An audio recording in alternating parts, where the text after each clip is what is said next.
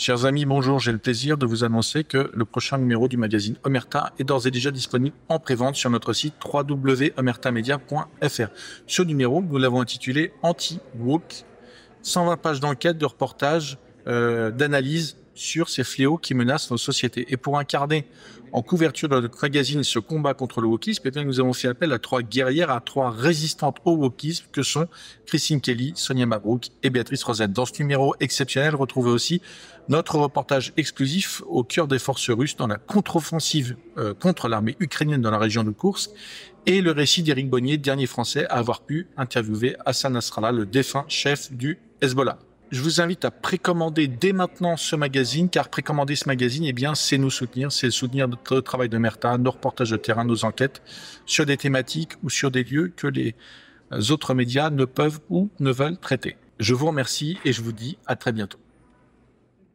Bonjour à tous et bienvenue chez Omerta, bienvenue sur notre chaîne YouTube où vous êtes, et je le répète à chaque fois, mais c'est toute la réalité, chaque semaine plus nombreux. Vous êtes 320 000 ce matin, 321 000, et je m'en félicite toujours. Je vous remercie infiniment pour cette fidélité, pour le fait que vous parlez d'Omerta autour de vous, et que ça fait effet boule de neige, évidemment, et que vous êtes chaque jour plus nombreux à nous rejoindre.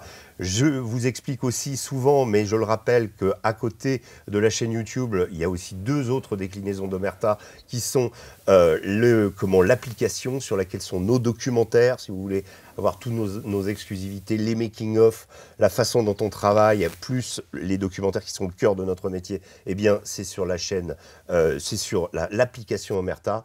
Ça coûte 5 € par mois. Testez, voyez. Et puis, sinon, le magazine qui sera bientôt en kiosque avec cette semaine Christine Kelly, Sonia Mabrouk et Béatrice Rosette en couverture. Je ne vous en dis pas plus, on va vous en dire plus au fur et à mesure. On va vraiment communiquer dessus, mais il sera disponible, le nouveau numéro d'Omerta, dès la semaine prochaine.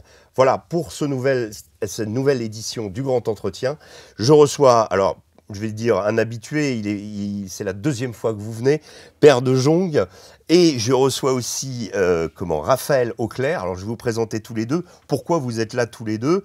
Alors Père de Jong d'abord, vous êtes colonel, vous avez servi dans l'infanterie de marine, on en a beaucoup parlé, vous êtes aussi chroniqueur pour la chaîne LCI, spécialiste des questions militaires, et vous, Raphaël, vous êtes chercheuse, enseignante dans une université en Vendée, oui, c'est laquelle? Qui s'appelle l'ICES, voilà. Et vous êtes spécialiste du monde russe. Alors, ça tombe bien parce que ce livre s'appelle Poutine, Lord of War, le retour des boyards. Et donc, vous allez nous raconter votre collaboration. Vous avez collaboré tous les deux pour un petit peu déchiffrer, essayer de comprendre le mystère Poutine, parce qu'il y a toujours une part de mystère chez cet homme. Et d'abord, vous dites sur je vais vous adresser cette première question, Père, qui sont les boyards dans l'histoire de la Russie? Expliquez-nous un petit peu. Alors, je vais schématiser à l'extrême, évidemment. Hein. Les boyards, en fait, c'était les Wagner de l'époque, en fait. Et donc, le tsar Ivan VI les a massacrés parce qu'ils sont laissés aller, un petit peu d'ailleurs ce qu'avait fait Prigojine en juin 2023, une espèce de tentation de la conquête, et donc ils sont fait littéralement détruire les uns après les autres. Ce qui s'est passé, c'est qu'en fait, ça a duré. Et qu'est-ce qui se passe? C'est que Poutine, en fait, fait réémerger à nouveau cette espèce de système qui tourne autour du tsar, autour du chef, et qui, en fait... Un peu comme les Cosaques? Oui, non, c'est plus proche du chef, en fait, parce que c'est une aristocratie, en fait. D'accord. Ce sont les chefs de guerre, en fait. Oui, c'est une aristocratie, donc ils font la guerre, et c'est un peu la noblesse française. Hein. Donc, en fait, c'est les chefs de guerre, ils font que la guerre. Et on voit que Poutine, en fait, inconsciemment ou consciemment, je pense que c'est plutôt consciemment, en fait... Il connaît bien son histoire. Oui, je pense qu'il la connaît bien, il l'a bien travaillé, en tout cas. Et bien évidemment, il s'en sert. Pourquoi? Parce que ce sont ses fidèles, ce sont ses professionnels, ce sont des reîtres, comme on dit. Ce sont ses mercenaires, quelque part. Donc, il les réutilise. On voit qu'avec Prigojine, il utilise vraiment...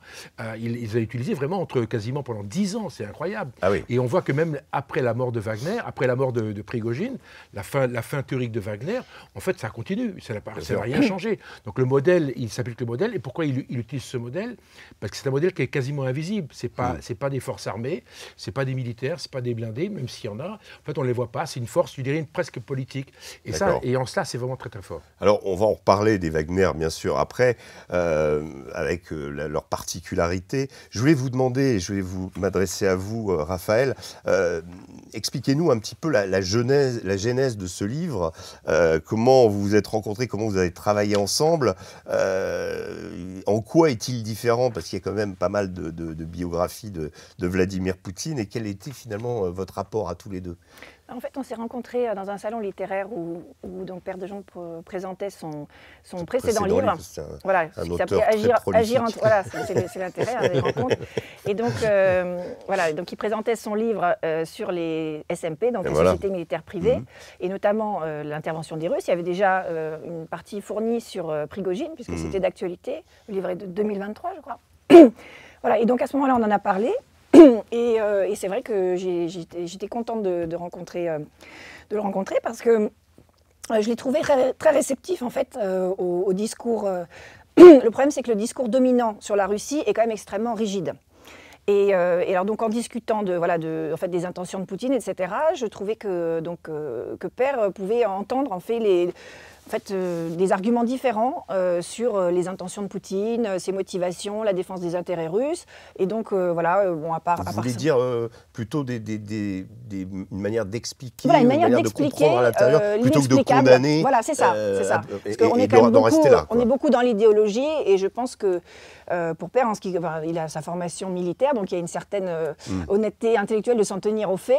Et effectivement, donc en parlant de ce que faisait Poutine, de sa stratégie en Ukraine, des parallèles qu'on pouvait faire avec la Géorgie, eh bien, on a pu trouver des pistes de réflexion. Et d'autre part, étant donné que je parle russe couramment, j'avais accès aux chaînes Telegram, alors que ce soit des chaînes Telegram russes ou ukrainiennes. Bien sûr. Et donc, à ce moment-là, j'avais une sorte de gisement d'informations, etc. Et donc, voilà, j'ai eu l'occasion d'en discuter avec lui. Et c'est là que petit à petit est née l'idée du livre et qui s'est trouvé en fait extrêmement dans le feu de l'actualité, là, parce qu'il est sorti au mois de novembre. Et voilà, on est en plein dans disons l'issue du conflit, donc ça tombe bien, c'est un hasard heureux du calendrier. L'issue du conflit et l'escalade aussi, avec l'autorisation de Joe Biden tout se joue là maintenant, et la réaction de Poutine avec ce fameux missile Oreshnik qui a surpris tout le monde quand même. Depuis, vous remarquez d'ailleurs que c'est un peu la désescalade, on n'en entend plus parler. Oui, et puis en plus, Poutine a rajouté une couche, puisque Loukachenko a demandé à avoir son Oreshnik, et Poutine a dit d'accord, vous l'aurez. Donc mi-2025, ça y est, ils auront leur Oreshnik déployé, donc ça va un petit peu calmer les ardeurs des Américains. Mais bon, d'ici là, je pense que sans doute les négociations auront abouti. D'accord. C'est un vrai sujet pour le coup. L'Oreshnik est intéressant, parce qu'on rentre dans une catégorie d'armement qui n'existait plus théoriquement, puisque le traité FNI qui a été signé en 1987 interdisait les armements entre 500 km, au-dessus de 500 km et moins de 5500 km. Donc c'est ce qu'on appelle les missiles intermédiaires. Ça avait disparu dans les années 90, après l'affaire des euromissiles, etc., etc. Donc ça avait complètement disparu. Les Américains, tant les Américains que les Russes, avaient supprimé ce genre d'armes. Donc ils avaient gardé l'armement tactique moins de 500 km et l'armement stratégique plus de 5500 km. Et là, on voit qu'ils reviennent dans le système. Et ça, c'est vraiment une stratégie, je dirais, russe. C'est qu'en fait, les Russes sont les seuls à avoir gardé la technologie. En fait, ils ont travaillé l'hypervélocité des missiles, c'est les seuls au monde. Donc ça fait des Mach 20, donc 25 000 km/h. Aujourd'hui, aucun missile antimissile peut arrêter un missile qui descend à 20 000 km/h. Donc ils ont une vraie technologie d'avance. Et c'est ça qui donne aujourd'hui, qui rend Poutine confortable. Alors, encore une fois, sur le terrain, c'est pas toujours ça, mais stratégiquement parlant, aujourd'hui, les Américains savent très bien que Poutine a la technologie, et il peut le faire. Et l'Oreshnik, c'était une démonstration quelque part. Il a démontré qu'il maîtrisait une technologie extrêmement avancée, Mirvé, etc., extrêmement précise. Et là, il rentre dans une catégorie que personne n'a. Il n'y a plus que les Américains et les Russes. Et là, les Russes sont relativement forts. Pourquoi ? Parce qu'il inscrit sa démarche et sa relation avec les Américains. Il est à égalité que les Américains. Et c'est ce qu'il veut depuis le début de la guerre. Bien sûr, c'est vrai. Même avant, c'était d'être reconnu par les Américains. Plusieurs fois, il avait demandé à rencontrer Biden directement. Ça avait été dans les prémices de l'invasion de l'Ukraine. On va rester sur l'actualité brûlante, mais en restant sur Poutine, parce que sur la Syrie, on pourrait en dire beaucoup. Ce qui s'est passé en Syrie, pour vous, question précise, est-ce que c'est une défaite pour Poutine au vu des efforts investis dans la précédente guerre pour maintenir Bachar el-Assad, ou est-ce qu'il évite simplement de s'impliquer à nouveau dans une guerre sans fin? Alors ça, c'est intéressant parce qu'on est vraiment, c'est une actualité qui est pas chaude, elle est juste brûlante, c'est incroyable. Oui. D'autant qu'il y a deux niveaux à observer dans ce conflit, ou en tout cas dans le départ de Bachar el-Assad. Il y a vraiment deux niveaux. Le premier niveau, c'est le niveau national. Là, personne ne peut vers quoi on va, on ne sait pas. Moi, je dis que c'est un tonneau de poudre autour duquel il y a toutes les ethnies, ou toutes les sous-structures, ou toutes les tendances chrétiennes, etc., sunnites, chiites, etc., qui dansent avec des boîtes d'allumettes. Donc c'est extrêmement dangereux, personne ne sait où on va. Ça, c'est la partie 1. La partie 2, c'est le jeu des acteurs. C'est ce que vous évoquez là. Et en fait, il y a deux niveaux dans les acteurs. Premier niveau, c'est les acteurs régionaux. Donc c'est le rôle d'Israël, le rôle de la Turquie et le rôle de l'Iran. L'Iran qui est clairement en perte de vitesse et qui réalise qu'avec la disparition du Hamas et l'affaiblissement du Hezbollah, en fait, leur grande politique, leur grande stratégie pro-chiite sur le Moyen-Orient, en fait, est dans un mur. Donc là, ils ont un vrai souci. Et même pour eux, on peut considérer qu'à moyen terme, il peut se passer des choses. Par contre, il y a un deuxième niveau que vous évoquez à l'instant, c'est le niveau des grands chefs. On revient toujours sur les problèmes du FMI tout à l'heure, entre les Russes et les Américains. Et les deux sont gagnants. Pourquoi? Parce que les Américains, on voit bien qu'ils tirent les manettes, ils tirent les ficelles. On attend que Trump arrive le 20 janvier, on verra ce qu'il va décider. Mais on voit qu'il y a une tendance générale. On sait déjà qu'ils ont utilisé leurs avions pour aider les Kurdes ou pas. Enfin, bref, il se passe des choses. Et puis les Russes, de façon extrêmement à droite, ils ont su lâcher quand il fallait lâcher. Alors c'est vrai que le discours n'est pas très glorieux, entre guillemets, mais je considère que s'ils gardent Tartous... Oui, c'est ça que vous avez écrit ce matin. J'ai lu votre post LinkedIn. Vous dites, s'ils perdent Tartous, ils sont perdants, sinon ils sont gagnants. Exactement. Parce qu'en fait, aujourd'hui, les Russes ont deux ports en Méditerranée, c'est qu'en fait l'accès aux mers chaudes, vieille stratégie, vieille logique qui date des Tsars. Donc ils ont deux ports. Ils ont le port de Tobrouk, qui est l'ouverture sur l'Afrique, et le port de Tartous, qui est l'ouverture sur le Moyen-Orient. Donc ces deux ports sont déterminants. Donc s'ils perdent Tartous, ou Latakia, enfin en tout cas Tartous, ça posera un vrai problème. Ils n'auront plus qu'un seul port, qui est le port de Tobrouk, où là c'est quand même relativement compliqué, parce que le général Haftar n'est pas non plus très à l'aise. Et puis il y a quand même un combat frontal. Alors que là, en Syrie, si on va vers un modèle qui s'assouplit, qui s'allège, ou dans lequel il n'y a pas trop de tension, en tout cas il n'y a pas de guerre civile, même s'il y en a d'ailleurs, mais en tout cas s'il n'y en a pas, chacun trouvera son compte. Et je pense qu'aujourd'hui les Russes négocient ça, et je pense de façon assez à droite, stratégiquement parlant. En fait, je pense qu'aujourd'hui, quel serait l'intérêt des Syriens de les faire partir? Il n'y en a pas. Ils ont plus intérêt à les avoir présents, qu'ils vont les aider pour la reconstruction. Et vous pensez par exemple que, alors je peux peut-être vous poser la question, vous pensez par exemple que le fait que l'ambassade de Syrie à Moscou ait, dès la chute de Bachar el-Assad, tout en accueillant Bachar el-Assad, apparemment à Moscou, on n'a pas la preuve encore, mais bon, brandit le nouveau drapeau de la Syrie, c'est aussi un signe, parce que les Russes sont très dans la démonstration de ce genre des petits signes comme ça qui montrent qu'ils acceptent le nouveau pouvoir, voire qu'ils sont prêts à... Ils sont très pragmatiques, hein. C'est ça qui est un petit peu l'ironie de l'histoire, c'est que l'Union soviétique était connue pour son dogmatisme, qu'il a d'ailleurs, sa fossilisation, il y avait l'idéologie communiste qui l'a mené à sa fin, et aujourd'hui, le pouvoir de Vladimir Poutine, on peut lui reconnaître au moins un certain pragmatisme, une adaptation aux réalités. Donc, ce qui est très probable là maintenant que Bachar el-Assad est tombé, c'est que maintenant les négociations se passent plutôt au niveau avec Erdogan, qui soutient les rebelles, et on peut sans doute s'attendre à ce qu'il négocie directement une extension de l'influence turque en Syrie, puisqu'ils ont soutenu les rebelles, donc voilà, c'est eux les gagnants de l'histoire, mais sans doute en ménageant une présence russe. Alors il faut savoir que, alors on ne sait pas encore si c'est vrai, c'est pas confirmé, mais apparemment le porte-parole du ministère de la Défense russe, donc Kartapalov, a indiqué que les troupes russes déjà évacué les bases vers Rojawa, donc c'est les provinces de l'est de la Syrie, mais en revanche, comme il a été dit précédemment, il y a de grandes chances qu'ils conservent Minsk et Tartous, donc ce serait disons, une sortie honorable, disons que les Russes sauvegarderaient l'essentiel. Alors, Père, je voulais vous poser une question sur cette Syrie. Après, on passera on reviendra plus sur l'Ukraine. Est-ce que vous croyez, est-ce que vous pensez que Jolani, le nouveau maître de la Syrie, est un islamiste déguisé qui, à la manière des talibans, une fois que la presse aura oublié une nouvelle fois la Syrie, appliquera la charia et reviendra à ses amours premières? Ou est-ce que c'est un terroriste, parce que ça l'a été, compagnon de route de Zarqawi en Irak, compagnon de cellule de Baghdadi, enfin il a toute la panoplie, hein, il a les médailles de maréchal soviétique du djihad. Donc vous en pensez quoi de ça, et ou est-ce que c'est un effet, je crois que comment Gilles Kepel dit, c'est un relookage, un islamiste relooké par des médiatraîneurs qataris et turcs. Oui, c'est pas mal dit. Voilà. Moi je crois pas Père Noël, donc du coup je me dis, bon, le gars il arrive, même si sa barbe est bien taillée, qu'il a un joli costume, il s'habille en Zelensky au passage. Oui, c'est ça, il a même le code couleur. Il a trouvé un truc qui est assez puissant en termes de communication, donc il a repris le modèle. Ouais. Moi, j'ai deux, c'est les faits, rien que les faits, toujours les faits. Deux exemples, la Libye et l'Irak. Chaque fois que ces deux pays se sont effondrés, donc il y a des systèmes autarciques qui ont disparu, des dictateurs qui ont disparu, à chaque fois derrière, ça a été un problème. Pourquoi la Syrie pose un problème? Pas en tant que tel. Le problème, c'est que comment ça s'appelle sa structure, l'HTS, non, c'est ça, non? Oui, l'HTS, l'HTS vient d'où? Elle vient de la frontière turque, et financée, entraînée par les Turcs, et en fait, ils sont descendus verticalement. Au passage, c'est pas l'HTS qui a pris, je vous rappelle, qui a pris Damas, non, mais c'est les tribus, exactement, les tribus du Sud.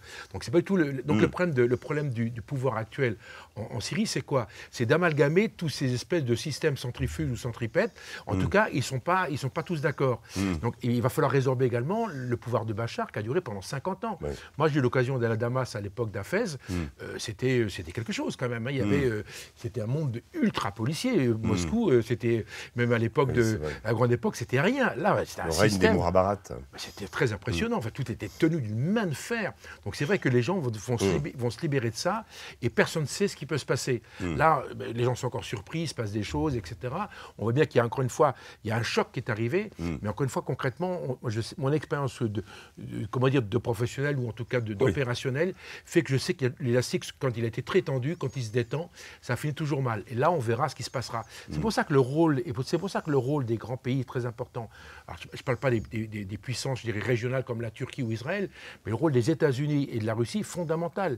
Les deux peuvent très bien s'entendre pour en fait stabiliser la Syrie. Parce que s'ils ne le font pas, ça va être une autre pétrolière, on va à une autre Libye, un autre Irak, et ça peut durer encore pendant 20 ans, et on ne s'en sortira pas. D'autant qu'il y a un facteur aggravant, c'est la politique d'Israël. On voit qu'Israël est extrêmement actif, militairement parlant, en Syrie, donc ils ont globalement détruit toutes les bases. Et leur armée a pris le chemin de Damas, là. Tous les stocks, en 3 jours, non, mais même au niveau territorial, depuis le Golan. Oui, ils n'ont pas raté l'occasion. Ça, pour le coup, ils n'ont pas l'occasion. Il y a eu 500 opérations aériennes, quand même. Alors, on n'en parle pas du tout. Parce Pearl Harbor à l'attaquer, mini Pearl Harbor. Non, mais c'est très impressionnant. Ils ont absolument tout détruit. Sur les vedettes donc, on voit qu'il y a une politique qui se met en place. Jusqu'où est-ce que les Turcs vont l'accepter ou pas? Est-ce que les Iraniens ne sont plus dans le jeu? Enfin, il y a quand même un troisième larron qui sont les Iraniens. Donc, pour calmer tout ça, il va falloir des gros pays. C'est pas la Chine, ça peut être que la Russie et les États-Unis. Parfait. C'est parfait pour ma question suivante. Vous avez évoqué tout à l'heure l'arrivée de Trump, où on en a parlé juste avant l'interview, l'arrivée de Trump, la promesse de paix, la promesse d'arrêter le conflit, les négociations, etc. Est-ce que vous croyez à l'hypothèse, parce que c'est quelque chose qu'on entend à la fois côté américain comme côté russe, une forme de négociation globale entre Russes et Américains, une sorte de deal, alors c'est que Trump aime beaucoup les deals, qui troquerait en fait Assad contre Zelensky, Syrie contre Ukraine, ou plutôt Ukraine contre Moyen-Orient, c'est-à-dire on laisse l'Ukraine aux Russes et les Américains reprennent pied au Moyen-Orient. Je vais être très court, je passe la parole à Raphaël qui a quelque chose à dire sur le sujet. En fait, c'est deux pragmatismes, l'un face à l'autre. Ouais. Les Russes sont pragmatiques, comme vient de le dire Raphaël, et puis Trump est très pragmatique. Son discours est extrêmement... The art of the deal. Ah non, mais c'est incroyable. Là, il est venu 3 jours, 48 heures à Paris. Zelensky, il a eu droit à une feuille de route propre et nette. Il sait exactement où il va et il n'en sortira pas. Donc c'est très pragmatique. Et on voit que leurs intérêts, on va retrouver sur un vieux modèle guerre froide. Pourquoi est-ce que ça arrange les uns et les autres? Pourquoi est-ce que la Chine est out? Elle est en dehors du jeu. Donc les Russes ont besoin de se singulariser par rapport aux Chinois, mais les Américains ont besoin aussi de savoir que les Russes ne sont pas à 300% derrière les Chinois. Donc il y a une espèce de singularisation. C'est la grande crainte. Et plutôt que d'avoir un jeu à deux, occidental, l'Occident collectif contre le Sud global, dont fait partie la Chine et la Russie, en fait, on vient sur un jeu à trois. Tout le monde est d'accord. Donc, à mon avis, ce n'est pas impensable qu'il y ait une espèce d'accord général sur. On va trouver des solutions pour calmer tout ça et on va imposer aux autres une espèce de paix ni américaine ni russe. Oui, je suis tout à fait d'accord. Alors, il faut savoir aussi que, comme disait Père, donc il y a les grands pays et à chaque fois, donc il y a des enjeux derrière ces interventions, parce qu'il ne faut pas non plus oublier que, par exemple, les États-Unis, quand ils perdent énormément de crédibilité, en fait, quand ils lâchent leurs alliés arabes, quand ils lâchent l'Afghanistan, quand ils lâchent, voilà, ils perdent beaucoup. Et comme disait un analyste américain, c'est vrai que aussi bien la Russie a beaucoup, ça lui coûtait beaucoup de soutenir. Ça lui aurait coûté beaucoup de soutenir la Syrie, ce qu'elle n'a pas pu faire parce que là, elle est complètement mobilisée sur pour la dernière offensive sur l'Ukraine. Donc, ça lui aurait coûté trop, en fait, de soutenir la Syrie, mais ça va lui coûter énormément aussi de la lâcher. C'est ça le problème. Donc, il y a aussi cet enjeu. Effectivement, donc, ils sont obligés d'intervenir, ils sont contraints de se positionner, sachant que de toute façon, avec leur poids géopolitique, c'est à eux, effectivement, de prendre des décisions et d'influer sur l'avenir du pays. Alors après, en ce qui concerne les futures négociations, il s'est passé quelque chose de très important la semaine dernière. C'est-à-dire que il y avait une interview de Tucker Carlson avec Poutine au mois de février. Et là, Lavrov. Et la semaine dernière, c'était la publication de celle avec Lavrov. Ouais. Alors bon, il n'y a rien eu de grandes révélations, mais ce qui est vraiment notable, en fait, c'est que on sent bien en fait que c'était une invitation aux négociations. C'était un message clair de Poutine, Lavrov, par la voix de Lavrov, à Trump pour dire voilà, ça y est, on est prêt à négocier. Bon, alors c'est un petit peu dans le langage diplomatique où on dit les États-Unis sont un grand pays, nous voulons être amis. Bon, c'était quand même pas très sympa de faire les provocations avec les missiles. Bon, on était obligé de répondre avec le régime. Voilà. Bon, tout ça, on est désolé. Voilà, on est désolé. Bon, nothing personal. Voilà. Donc voilà, les formes sont mises, mais bon, le message, c'était ça. C'était vraiment, invitation, négociation. D'ailleurs, il y a cette période de transition donc, où Trump est élu légalement, mais n'est pas encore en fonction jusqu'en janvier. Donc, c'est parfait, parce que ça permet justement de préparer le terrain. Et comme par hasard, message reçu à 100%, puisque 2 jours après, c'était jeudi, et la publication d'interview. Et samedi, on avait un tweet de Trump qui dit, voilà, ça suffit, il faut négocier, trop de victimes ukrainiennes, 400 000 Ukrainiens, c'est scandaleux, etc. Donc voilà, il y a des messages qui sont clairement envoyés. Et comme vous le dites, effectivement, les choses vont se jouer au niveau global. D'ailleurs, c'est intéressant parce que, en fait, on se rappelle qu'en 2022, en juin 2022, il y avait une rencontre à l'époque de Biden et Poutine. C'était avant la guerre en Ukraine. Voilà. Ouais. Et là, on peut dire que... Il y avait eu une rencontre et puis ensuite une visioconférence où il s'était à nouveau parlé. Voilà. Et Poutine insistait à chaque fois pour lui parler directement. Voilà. Donc là, on peut dire que depuis 2022, et donc c'était à Genève, les choses vont reprendre. Les choses vont reprendre. D'ailleurs, et on voit qu'ils ne s'étaient pas mis d'accord parce qu'en fait, ils s'étaient rencontrés à Genève, et un mois après, Poutine avait publié son article sur l'histoire commune des Ukrainiens et des Russes. Donc en fait, non, je ne suis pas d'accord du tout. Donc voilà, donc là, ils sont obligés, c'est évidemment tragique, parce qu'entre-temps, il y a eu des centaines de milliers de morts des deux côtés, donc ça, c'est évidemment, on aurait pu mieux de s'en passer, mais donc voilà, le dialogue reprend, et je pense que la période là, qui va arriver, le mois qui arrive, va être crucial. Va être extrêmement dense en négociation, effectivement, sur les deux tableaux, Moyen-Orient et Europe. Père, peut-être je peux vous poser cette question-là, sauf si vous voulez rajouter quelque chose. Poutine, globalement, arrive là où il voulait aller lorsqu'il a fait son grand discours en 2007 à Munich. Oui, tout à fait. Où là, il a dit, comment dire, l'unilatéralisme américain, ça suffit. Oui. Donc 2007, donc 20 ans après, ou 18 ans après. Il a obtenu ce qu'il voulait. On y est, ça y est, il a rétabli... Sur le temps long, voilà, exactement, une espèce d'équilibre, une espèce de une prise mâle, une prise femelle, l'un ou l'autre. Et puis voilà, ils vont trouver des solutions. Et le problème, c'est qu'ils vont trouver des solutions sous le dos de ceux qui ne les ont pas écoutés. Et malheureusement, je pense que les Ukrainiens vont le payer relativement cher, mais les Européens aussi. On voit les menaces. C'était ma question. Vous qui êtes souvent, j'ai dit, chroniqueur sur LCI, vous êtes face à des gens qui sont vent debout, souvent, enfin pas tous, mais vent debout pour continuer cette guerre. Comment vous expliquez cette espèce de presque de quasi-fanatisme européen? Alors, Madame Kallas, bon, on peut comprendre l'histoire des pays baltes, qu'il y a une certaine...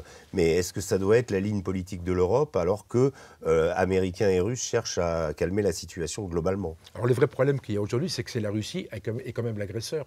On ne peut pas l'éviter. Oui, donc c'est vrai que ce point de départ, et c'est le point déterminant. Je veux dire, qu'est-ce qu'il a été fait en Ukraine? Encore une fois, on peut l'expliquer, le comprendre, etc. Mais c'est lui l'agresseur. Et à partir de là, toutes les bonnes âmes européennes qui font de la géopolitique à partir de la morale et pas à partir de la force. Et on n'a jamais gagné une guerre avec la morale, on va la gagner avec la force. Donc le problème, c'est que Poutine, il regarde tout ça, il est assez étonné. D'ailleurs, Trump a un regard assez semblable à lui. Donc bilan de l'opération, moi, les gens que je rencontre et sur d'autres plateaux, il y a une espèce de tendance générale où on ne peut pas, avoir un jugement raisonnable ou professionnel. On doit être dans l'un ou dans l'autre et s'exclamer ou être impérativement en disant que les Russes, c'est une catastrophe et les Ukrainiens, c'est les types bien. Récemment, j'ai fait une émission sur la corruption qu'il y avait en Ukraine. Mais on expliquait que c'est pas du tout. Mais je dis mais si. Avant 2022, c'était écrit partout dans le Monde, dans le Parisien, les Pandora Papers, que je sache ce qui était dedans. Oui. Encore une fois, c'est une donnée. C'est pas. Je veux dire que c'est pas ma vie. Je veux dire que moi j'observe, je prends. Puis voilà, à partir de là, je vais en tirer des conséquences. Je fais la géopolitique. Vous voyez ce que je veux dire? Mais il y a quand même une chose, parce que vous êtes maintenant un homme de médias, vous avez été un homme de terrain, vous êtes maintenant un homme de médias. Il y a quand même des choses étonnantes sur l'Ukraine, cette corruption, et c'était interdit d'en parler au début de la guerre. Il y a aussi une chose dont on était interdit de parler, c'est la filiation néo-nazie de certaines unités ukrainiennes. C'est un peu, et moi ça me rappelle quand on parle de Jolani, je vous ai posé la question, c'est-à-dire le rebelle modéré. C'est le nazi modéré d'un côté, acceptable, et de l'autre côté le rebelle modéré. On a l'impression qu'à chaque fois s'applique la même narration finalement.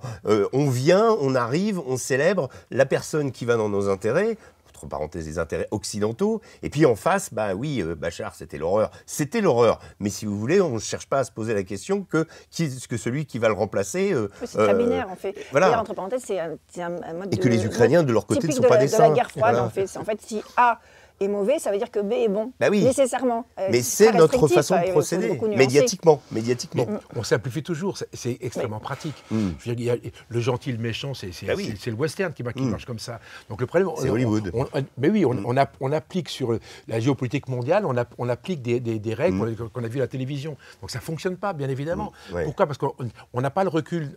Moi, je me rappelle avec Jacques Chirac, par exemple, à l'époque de Yeltsin, des relations qu'il voulait mettre en place avec les Russes. C'était extrêmement intéressant, c'est qu'en fait, qu'est-ce qu'on a constaté? À partir de 91, les Russes, on les a pris pour des mangeurs de patates et des mangeurs de choux, et puis on dit, voilà, ce pays est mort, et puis il va se diviser, il va exploser, etc. Un des rares, et c'est pour ça que d'ailleurs que Poutine est aussi raide, parce qu'il est comme géré par deux frustrations. La frustration, justement, de la fin de la chute du mur et de la fin de l'URSS. Il avait 37 ans quand c'est arrivé, donc lui, il est tombé de l'armoire. Alors, on va en parler, l'agent Platov, on va y venir juste après. Puis de l'autre côté, la frustration du fait qu'il n'a pas été calculé, comme on dit. Partout où il allait, c'est le petit chose qui avait plein de problèmes. Et c'est vrai qu'il a mis un certain temps avant de remonter la pente. Et en fait, cette frustration a fait qu'il s'est construit un modèle contre tout le reste. Et il n'était jamais accepté. Partout où il allait, c'était vraiment... on ne lui tenait pas là. Sauf par Jacques Chirac. Sauf par Jacques Chirac. Mais Jacques Chirac était intéressant parce qu'il avait... Prenez la question du Liban et de la Syrie, qui ont des relations, on sait, très compliquées. Mais à l'époque, il était très ami avec Hariri, qui était donc le Premier ministre libanais. Et en même temps, il avait vu en Bachar el-Assad un espoir pour... J'y suis allé, je peux vous dire. Voilà. Et donc, Chirac ne cherchait pas à dire qui est bien, qui n'est pas bien. Il cherchait à voir les intérêts de la France et comment capitaliser sur des relations qu'il pouvait avoir. Donc on n'était pas du tout dans la morale à l'époque. Chirac avait deux objectifs quand il est arrivé. Un, retrouver une grande politique gaullienne, avec le Moyen-Orient, et deux, avec la Russie. Et donc, après le reste, il faut trouver les modalités. Le problème, c'est que, vous savez, le diable, il faut lui parler avec une grande cuillère. Bien sûr. Après, vous avez une cuillère plus ou moins longue, etc. Mais à un moment donné, il faut bien y aller. Et le rôle d'un chef d'État, justement, c'est d'aller discuter, négocier. Après, si ça ne fonctionne pas, ça ne fonctionne pas. Encore une fois, elle faisait la table. Je me rappelle, il est resté pendant 4-5 heures dans un entretien. C'était glacial. C'était terrible. Qu'est-ce qu'on peut dire à un personnage comme celui-là? N'empêche qu'il a été au bout du processus, il l'a fait. C'était quoi l'intérêt de ça? Après, en Israël, ça s'est mal passé, ça c'est le moins qu'on puisse dire. Par contre, après, dans les territoires arabes, Ramallah et Gaza, c'était le truc.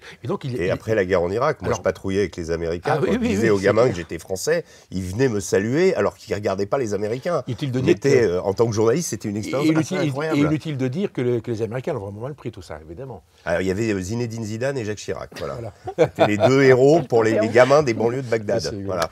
Alors, on va revenir sur notre objet principal. Je rappelle, Poutine, Lord of War, le livre. Donc, ça commence avec le début de Poutine, ce fameux agent Platov du FSB, du KGB, pardon. Pourquoi vous avez décrit des choses, vous avez dit des choses intéressantes, mais je voulais vous faire réagir, vous, là-dessus.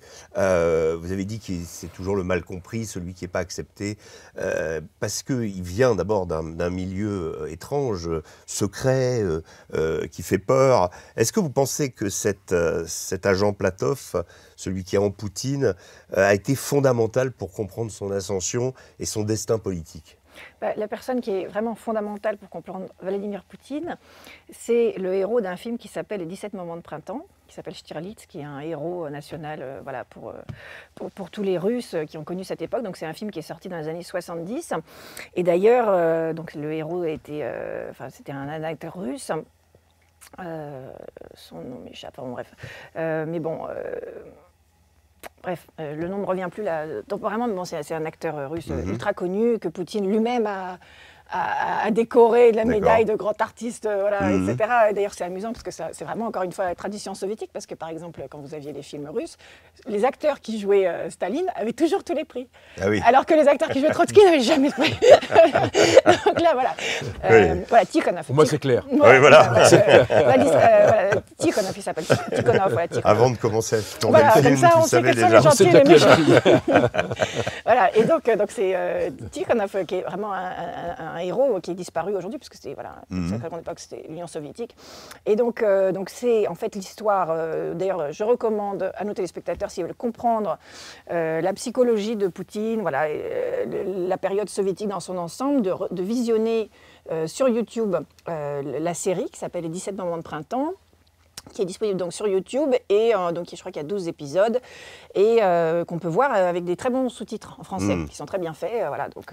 Très bonne et là, avec ça, on comprend Poutine. Oui, on comprend. C'est vraiment et d'ailleurs, il ne s'en cache pas. Il l'a dit à l'occasion, que c'était un personnage formateur qui s'est identifié. Donc c'est l'histoire, en quelques mots, d'un agent soviétique infiltré à la Gestapo dans les 17 jours de la guerre. Et sa mission est d'identifier, parce que les soviétiques, disons subodorent que les Allemands sont en train de négocier une paix séparée avec les Américains, et ils veulent savoir qui, dans l'état-major nazi, est en train de négocier avec les Américains et essayer de contrecarrer. Pardon, je sais plus, mais en tout cas, ils après, il se passe tellement de choses dans le monde. Il est suédois. Il a échangé. Voilà, et donc c'est ça le but. Et alors donc, qu'est-ce qui nous intéresse aujourd'hui pour Poutine? Donc évidemment, c'est le service de l'État, le fait d'agir un peu en sous-main, c'est un grand patriote en fait. Il faut quand même se rendre compte. Il faut savoir que on a tendance à simplifier comme d'habitude. L'époque communiste, je la défends pas du tout, mais moi je la connais très bien. Il faut quand même, des fois on a l'impression, c'est ça. Alors ça, par contre, c'est vraiment une erreur factuelle, c'est-à-dire on a l'impression que c'est un espèce de continuum de 1917 à 1991 où tout est pareil. Or pas du tout. C'est comme un petit peu nous, même la Révolution française, la terreur, etc. C'est des périodes très très différentes qui n'ont rien à voir. Alors évidemment, comme certaines fois, il y a des grandes accélérations historiques, avec quand il y a des grands bouleversements. C'était le cas donc avec la révolution bolchevique.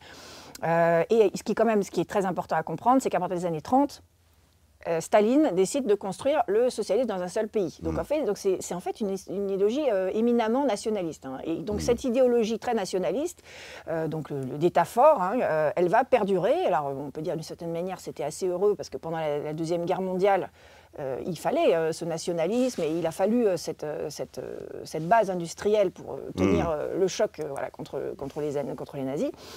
Voilà, et il faut savoir que c'est resté. Et donc, pour comprendre Poutine, pour y revenir, il y a évidemment donc ce culte de la victoire du 9 mai que Poutine a toujours fêté de manière extrêmement scrupuleuse, fidèle. Mécanique. Voilà.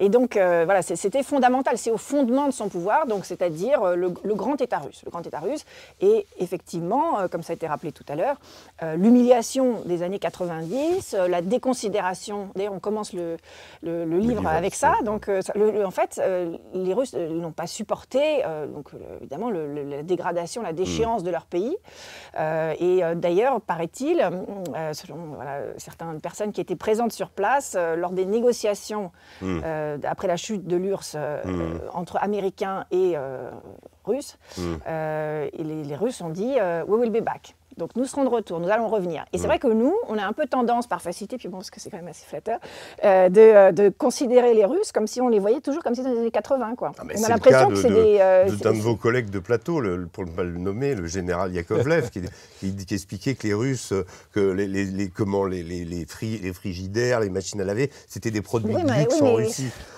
C'était des produits de luxe dans les années 60. Mais Yakovlev a été formé. Je pense qu'il y a des orphelins de la guerre froide. Alors là, les années 60, c'était une grande période de folie, en plus, les choses allaient très bien. Donc, en revanche, c'est vrai que la période critique, c'était à partir des années 80-90, où c'était la traversée de l'enfer, les queues de rationnement, etc. Et alors, c'est drôle parce que, juste pour un petit, comment dirais-je, revenir sur ce biais de perception, c'est-à-dire que, notamment, par exemple, avec les sanctions, on a l'impression que ça y est, on va couper les Russes. C'est comme si on allait les remettre, comme dans les années 80, ils allaient à nouveau faire la queue dans les restaurants, devant les magasins. On croit que, mais pas du tout, en fait. C'est-à-dire que la Russie a traversé, il faut le dire, une période vraiment atroce. C'était l'effondrement du pays dû à plein de choses, économiques, idéologiques, etc., géopolitiques. Mais des fois, on est un petit peu resté sur cette vision de la société russe des années 80, alors que pas du tout, elle a évolué, elle est sortie de cette ornière et c'est un autre pays maintenant. Il y a un point qui est central, qu'on n'imagine pas, c'est la guerre du Kosovo, à quel point ça a été déterminant dans ce retournement stratégique de Poutine, qui était plutôt, quand il est arrivé aux affaires, il était plutôt sur un modèle arrangeant, en fait, quand il faut trouver une solution.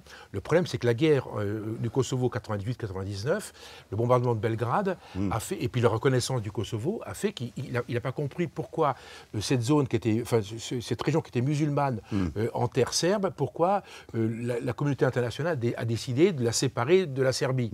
Alors, la Serbie ne l'a jamais accepté, et puis le monde slave ne l'a jamais accepté. Et c'est qu'à partir du Kosovo, justement, il raisonne différemment. Il dit, à partir de maintenant, je vais protéger les russophones qui ont besoin également de sortir de là. Donc la Géorgie en 2008 avec l'Abkhazie et l'Ossétie, l'Abkhazie, donc 20% du territoire. C'est le même modèle avec la Crimée, tous les russophones. Et c'est le problème aujourd'hui, c'est qu'aujourd'hui on se dit, en Moldavie, en Transnistrie, c'est pas impensable. Et puis ailleurs, c'est les pays baltes. Ça fait qu'on se dit que si sa logique va jusqu'au bout, pourquoi pas. Et c'est là qu'on se trompe aussi. Parce qu'en fait, je pense qu'il a une stratégie, ou en tout cas une logique purement régionale, ou en tout cas, il protège son glacis, il veut pas que l'OTAN arrive à ses frontières, ça c'est central. C'est le problème de Cuba en 1962, avec les missiles de Khrouchtchev. C'est le même modèle à l'envers. Il dit non, je suis pas d'accord. En fait, il applique cette règle. Mais le Kosovo était déterminant dans sa prise de conscience. Alors, l'heure tourne, malheureusement, on a un format... je vais être obligé de me contenter de 2 questions, j'en aurais eu plein d'autres, c'est évidemment extrêmement passionnant, peut-être qu'on le refera. Je vais rester sur Wagner, parce que vous avez utilisé dans le livre le terme de « world changer ». Est-ce que vous pensez d'abord que le modèle Wagner a été déterminant dans cette guerre, notamment avec la victoire de Bakhmout, où il semble que ça a été le début de la fin, le début de l'usure de l'armée ukrainienne et le début d'un certain repli. Et ensuite, est-ce que Wagner est un modèle qui est copié comment vous voyez à la fois les avantages et les limites de Wagner? Alors, je vais être assez rapide, parce que c'est un modèle qui est contraint. Bien sûr, et puis il y a beaucoup de... Il faut lire le livre.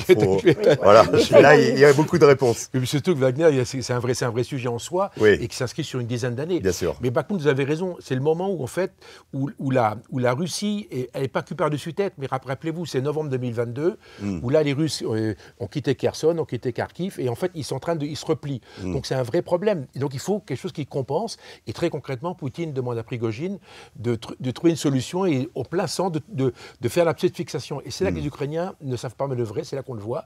C'est qu'en fait, plutôt que de contourner l'obstacle, en fait, qu'est-ce qu'ils font? Ils vont s'user progressivement. Donc les combats commencent à Soledar, en novembre, décembre 2022. Et donc Soledar est pris en janvier 2022. Et puis ça continue jusqu'en mai 2023, où effectivement Bakhmout est pris. Donc pendant 6 mois, en fait, tout est concentré là-dessus. L'armée ukrainienne suit les uns après les autres. Et c'est parti. Qu'est-ce qui se passe? Mai 2023, vous avez Bakhmout. À partir de juin 2023, la grande contre-offensive ukrainienne qui part sur 3 directions. Enfin, ils ne sont pas concentrés. Et là, ils sont digérés par l'armée russe. Et donc, le rôle de Wagner, ça a été plusieurs choses. C'était 1, de fixer l'armée ukrainienne. Et 2, de donner du temps, de fixer l'armée ukrainienne, de donner du temps à l'armée russe. Et 3, de redonner le moral à l'armée russe, qui était quand même assez catastrophique. Enfin, quand ils rentrent en Ukraine, c'est n'importe quoi. Je veux dire, le moindre lieutenant qui sort de Saint-Cyr, ça n'ira jamais dans les manuels d'histoire. Et c'est vrai qu'en Russie, ils ne vont pas se vanter de cette séquence-là. Vous vous rendez compte des colonnes de véhicules arrêtées sur 80 km. C'est toujours comme ça. La Deuxième Guerre mondiale, c'était pareil. Oui, c'est n'importe quoi. On sent que, ici, pour le coup, il y a un proverbe de Churchill qui est extraordinaire, qui dit, à propos des Américains, il dit « Les Américains finissent par bien faire les choses après avoir essayé tout le reste ». Donc, ça veut dire qu'aussi, les Russes souvent font des erreurs, mais il me semble sont capables d'apprendre assez rapidement de leurs erreurs. C'est ce que dit Raphaël. En fait, au bout d'un certain temps, ils se récupèrent, entre guillemets, et ils agissent. Là, on voit bien que ça va vite, le février, c'est la catastrophe. Jusqu'en novembre, c'est n'importe quoi. En plus, ils sont mal commandés, ils sont violents. Tout ce qui se passe dans le nord, autour de Kiev, les vues autour de Kiev, il y a des massacres absolument incroyables. Enfin, c'est des soudards. Les commandants qui restent. Mais des soudards mal commandés, on tire tout ce qui bouge. Enfin, c'est n'importe quoi. Plus 3 commandements, un dans le Donbass, un au nord de Kiev et un au-dessus. Donc, tactiquement parlant ou stratégiquement parlant, c'est nul. Et puis tactiquement parlant, c'est catastrophique, avec des comportements absolument inadmissibles. Donc c'est vrai que cette armée, c'est une armée à la dérive. Le problème que Poutine, dans son palais au Kremlin, il est tombé de l'armoire. Il dit, mais mon armée, pourquoi? Parce que lui, il était rassuré par la guerre en Syrie. En Syrie, en 2015, ça s'était plutôt bien passé. Bien sûr. Le Daesh, ils avaient pris Palmyre, des Rezor, enfin ça se passait plutôt bien. Oui, puis avec 5000 hommes de troupes, 70 aéronefs, donc avec un investissement quasiment rien. Et là, ils se sont dit, on est le roi du pétrole. Et ils renversent la table. Et ils reviennent au premier plan sur la relation internationale. Une des grandes utilités de Wagner, c'est que d'une certaine manière, ils ont été troupes d'assaut et ils ont guidé les autres. Ils ont servi de cadre. Donc ils ont profité de leur professionnalisme et de leur efficacité pour servir un petit peu de guide pour le reste de l'armée. Et des expériences en Syrie et aussi en Libye. Oui. Et alors d'ailleurs, Prigojine, qui ne manquait pas une occasion de railler, parce qu'il y avait la concurrence toujours entre Wagner et l'armée régulière, il disait les soldats russes se cachent derrière le dos des Wagner. Mais il faut rappeler un truc, il y a 3 principes de la guerre. Le premier, c'est l'économie des moyens. La deuxième, c'est la concentration des forces. Et la troisième, la liberté d'action. Et on voit que Poutine est le maître c'est le maître dans l'économie des moyens. Cette guerre, il n'appelle pas une guerre, il appelle une opération militaire spéciale. Il n'utilise pas son armée, il va utiliser d'anciens prisonniers, des gens sous contrat. Actuellement, il n'y a pas de mobilisation générale. Ces gens sous contrat, alors, ça lui coûte relativement cher. En fait, ils sont bien payés. Exactement, absolument. Mais c'est 50 000 $ pour un décès, par exemple. 50 000 € pour un décès. Ce qui se passe, c'est qu'en fait, il est en retrait. Et à Moscou, à l'heure où je vous parle, ça se passe très bien. Les restaurants sont pleins, etc. Vous avez dû y passer. Tout se passe bien. Il n'y a pas de problème. Donc en fait, il n'est pas en guerre, lui. C'est la grande différence qu'il y a par rapport à l'Ukraine. Surtout, ce qu'on n'imagine pas, c'est l'appétit de consommation de la société américaine. Et ça, c'est Wagner qui pour moi, elle ressemble à la société américaine aujourd'hui. C'est des Américains. Et d'ailleurs, au niveau des soldats, ce qui est très intéressant, et puis après on va être obligé d'arrêter, mais l'univers musical des soldats est très Rammstein, donc du rock très lourd, un peu de hip-hop. D'ailleurs, la chanson de Wagner, c'est un rap. Pour vous dire, là. Et quand vous essayez de leur dire, mais est-ce que vous connaissez les chansons soviétiques? Personne ne connaît les chansons soviétiques. En fait, c'est des bouffeurs de pizza, c'est des consommateurs, ils sont totalement dans la même musique que nous, et c'est un peu les limites de la grande guerre patriotique qui continue à persister. Ça, c'est un truc dont je me suis rendu compte. Je me suis dit, mais Katyusha, ils ne connaissent pas Katyusha. Alors, les anciens, mais je parle des soldats de 25 ans, 30 ans. Enfin, en tout cas, ils ne le chantent pas. Oui, ils ne chantent pas. Voilà. Mais le dernier mot sur Wagner n'est pas, parce que je n'ai pas répondu à la question, Wagner n'est pas un modèle imitable, c'est un modèle parfaitement russe. Oui. Les seuls qui sont tentés, c'est les Turcs avec Sadat. Oui, c'est les seuls qui ont une tentation un peu comme ça. Autrement, c'est un modèle qui est inimitable, qui est violent, qui est destructeur. Sadat manipule très bien les rebelles syriens, les envoie au Karabakh, les envoie en Libye. Comme faisait Wagner. Il faut voir aussi... Pardon.